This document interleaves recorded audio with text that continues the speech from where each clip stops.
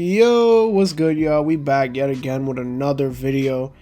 And in this video, we're going to be talking about Kyrie Irving, his recent return to the Nets as a part-time player, and whether or not that makes them an Eastern Conference or the Eastern Conference favorite, the top Eastern Conference favorite to go to the NBA Finals this season.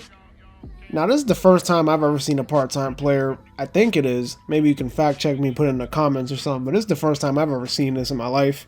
I know I'm young. I've never heard of a part-time player in the NBA. I've never seen it until now. Kyrie Irving, first-time part-time player ever. But he's back. He returned last week versus the Pacers. He helped lead them to a comeback win with him dropping 22 points. Everybody was like, oh, Kyrie Irving, he's back to normal. Or not back to normal, but he's back. He looked really good down the stretch in that game. Closed it out for them, or helped close it out for them alongside KD. And then they also played against the Blazers 2 nights ago, in which he had 22 points yet again. But this time, no James Harden. KD did play, but they took the L in Portland against a non-Damian Lillard team down there. So, in my opinion, I just think the whole part-time player thing is cool. It's always cool to see Kyrie Irving play. Everybody loves watching Kyrie. If you don't like watching Kyrie, I don't understand. You're weird. He's a magician with the basketball. Like Stephen A. Smith says, he's a box office caliber player. He's one of those guys that you buy a ticket and you go and you see him play because he's that special of a talent.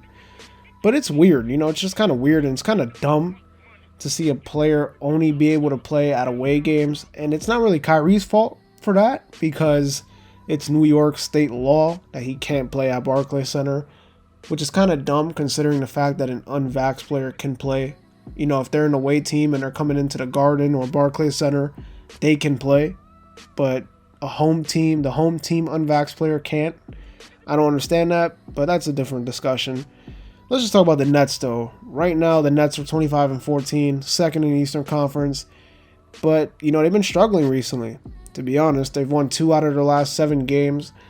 And, for the whole season, they haven't really been able to be a dominant team. Like, they've fell to teams that they should have beat, or they haven't been able to compete at a high level with the top of the top, the big dogs in the Eastern Conference or the Western Conference. They struggle to beat those teams.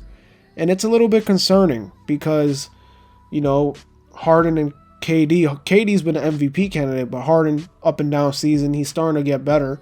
He's been getting better over the course of time, but he started off really inconsistent, and that was a big part of why they looked like a weird, inconsistent team. Now, adding Kyrie Irving into the mix, it can help them a bit, considering he's not playing in home games. So it's not going to help them that much. It's going to help them probably to a small degree. Help them in the away game factors, but it's not really going to do much. And another point, too, is adding Kyrie to this team right now, it can kind of throw off chemistry. Like, for example, James Harden, when Kyrie's not there, is more of a playmaker / guy that is going to attack and try to put pressure on the rim and hit jump shots and become a scorer, because they're going to need him to score 25 plus points alongside KD. But with Kyrie, he doesn't really need to drop 25. He can just be a playmaker, drop 22 points, 10 rebounds, 10 assists, and it's fine. So his role changes a little bit when Kyrie's playing versus when he's not. So that's a little bit of a weird factor, in my opinion, that plays into this whole situation. But really, can Kyrie help them that much? I mean, I think he can help them, but not to a huge degree. He'll help them with the fact that he's an elite shot maker, he's an elite scorer, so it adds another dimension to the offense alongside Harden and KD, spaces the floor, gives free lanes to do whatever they want to paint, backdoor cut, drive, whatever. That specifically helps Harden too, because we all know he loves driving to the paint, going to the line, flopping everywhere. But is it going to help them defensively? Is it? Right now, the Nets have been struggling defensively. They're not a great defensive team. They're not even a good defensive team. If you go by stats, they're below league average defensive team. I don't know if that's going to, adding Kyrie is not going to help them in that factor. It'll help them score more points, though. It'll be kind of like a Mike D'Antoni team.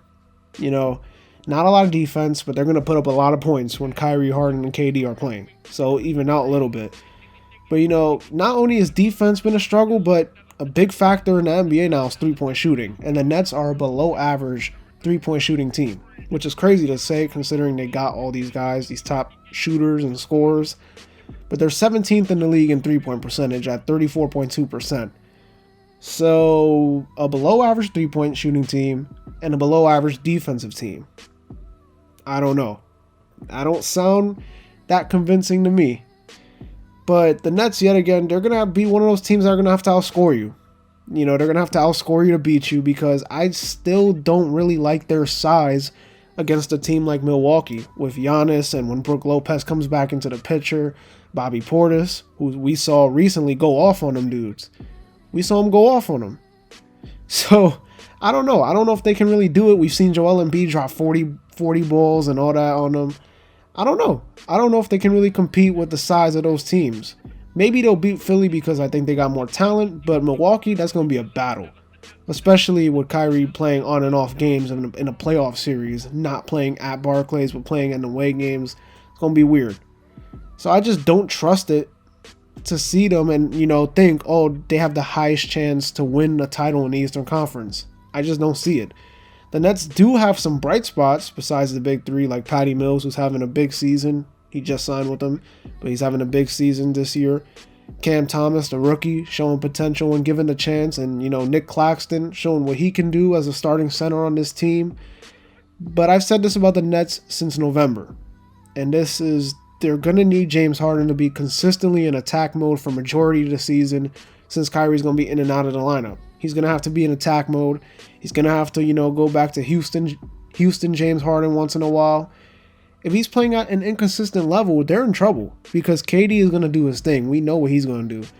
But I don't trust their depth outside of Patty Mills to come up big time in a big playoff game. I just don't trust it.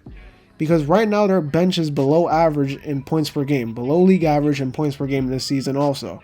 So, can I trust it? You know, this is really like a top-heavy team. Like, think about it like a draft class. Like, you know, there's those draft classes where it's top-heavy, like top 3 picks are crazy, and then after that it gets pretty like dry. It's kind of like this. That's what this team kind of is. You know, you got the big 3 when they're all playing together, and then you got Patty Mills, who's 3 tiers below them, and then you got everybody else who they can have a good game, but chances are they're not going to have a great game like that. So the question relies on if Kyrie is going to really impact the game or impact this team's title chances in a positive way despite only being able to play in away games. And my answer as of right now is no, not really. Like, he'll impact games, individual games, but their chances to win a title, not really going to impact them much unless the state of New York lets him play in home games. Because think about this scenario, right? Think about this. The Nets go to the second round or the conference finals, and they face a Milwaukee or Chicago, and they have to play a Game 7 at home without Kyrie Irving after they just came off playing a Game 6 with him. What's going to happen? What's going to happen to the team? You know, you have to kind of, Harden's going to have to change mentalities. He's going to have to go from playmaker to aggressive scorer. You know, Patty Mills going to have to step up his game. Guys are going to have to pick it up because he's not there. So I just don't really know how it's going to work. It's a confusing situation, to be honest with you. Never really seen something like this. Now, are the Nets still a title contender? Yes, that's definitely not a question. They got Kevin Durant. They got James Harden. That's a title contending team. That alone. But am I going to sit here and say, oh, they should go to the finals? No debate. No. I actually think Milwaukee's the favorite to go to the finals. Then Chicago and Brooklyn, that's a toss-up. I trust Brooklyn a little bit more because of experience, but Chicago and Brooklyn are neck and neck. And Milwaukee's the best team in the conference, in my opinion, as of right now. But anyways, that's going to do it. Don't forget to like, comment, and subscribe. Also follow me on Twitter and Instagram. Link will be down in the description. This has been the Checkup, where we talk hoops and hoops only. And I'll see y'all in the next video. Peace.